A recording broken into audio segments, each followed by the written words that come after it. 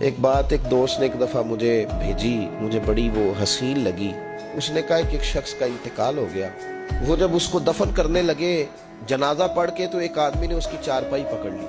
اس نے کہا اس نے میرا 45 لاکھ روپیہ دینا ہے، پہلے پیسے دو گے پھر دفن کرنے دو گا، پیسے دے دو دفن کر دو۔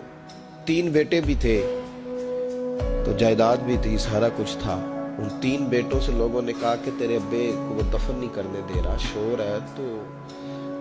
اور وہ بندہ بھی وہ تھا جو بڑا قریبی تھا اس کا، اس کے والد کا پارٹنر تھا، تعلقات تھے، تو اس نے کہا کہ پہلے پیسے دو پھر دفن کرنے دو۔ اب وہ 3 بیٹے کہنے لگے کدھر سے پیسے دیں، 45 لاکھ ہی کہہ دیا ہے، ہمیں تو ابا نے کوئی نہیں بتایا، حالانکہ جائیدادیں ہیں، مکان ہے، سارا کچھ ہے، تو بھائی ہم کدھر سے دیں؟ چلو 2-4 لاکھ کی ٹھیک ہے، وہ تھوڑا سا کرے نرم رویے کو تو ہم کرتے ہیں، شور تو ہے، لیکن کدھر سے دیں 45 لاکھ؟ جب بات بہت تیز ہو گئی، شور ہو گیا، وہ انسان مجنون بن کے اس نے چارپائی تھامی ہوئی ہے، کہتا نہیں پہلے پیسے دو گے پھر دفن کرنے دوں گا۔ 3 بیٹے تھے تو ایک بیٹی بھی تھی، بیٹی کو گھر میں پیغام گیا کہ تیرے ابا کو دفن نہیں ہونے دیتے۔ اس نے سارا زیور اتار کے بھیج دیا۔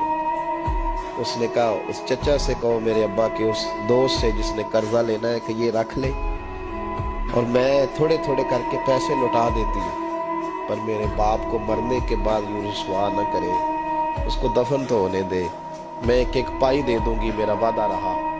جب وہ بیٹی نے 8-10 لاکھ کا زیور بھیج دیا تو وہ قرضہ لینے والا شور کرنے لگا۔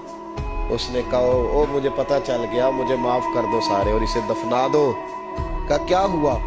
تو وہ کہنے لگا میں نے اس سے 45 لاکھ لینا نہیں تھا، میں نے دینا تھا، تو میں غور کر رہا تھا کہ اگر تو میں نے اعلان کر دیا نا کہ 45 لاکھ میں نے دینا ہے تو 110 نکل آئیں گے وارث کہ مجھے بھی دو مجھے بھی دو، تو میں نے یہ رویہ اس لیے اختیار کیا ہے کہ میں دیکھوں اس کا اصل وارث ہے کون۔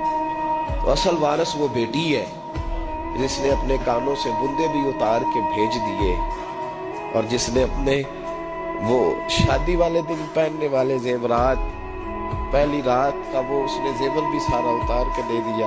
اس نے کہا کہ باپ کا کفن نہ ہو جائے، تو اصل وارث وہ بچی ہے۔